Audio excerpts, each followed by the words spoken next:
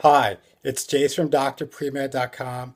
I want to wish you a very happy new year as now it's 2018. It seems like time just keeps flying by and goes faster and faster.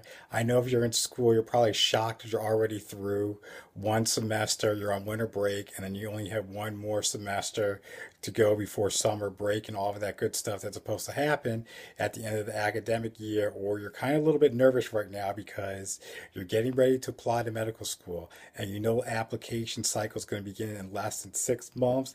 And also, you have this big thing called the MCAT that you need to begin preparing for. So there's probably a lot on your plate as a pre-med. So now is not the time to slack off or take it easy. And since it's a new year, a lot of people like to have resolutions, figure out what they want to do, what goals they want to achieve and accomplish. And I think as a pre-med student, you need to do the same thing.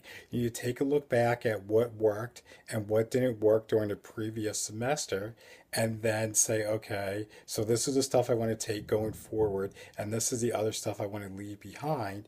And then you want to do that and apply to everything that you need for this spring semester of school to make sure you're getting everything done that so that you can be a successful pre-med and do what it takes to get you to the next level, whether that's going to a post-bac program, another year of schooling, or submitting your applications to get ready for medical school. Really start planning out what you need to do to make sure you're on top of your game for all of that stuff.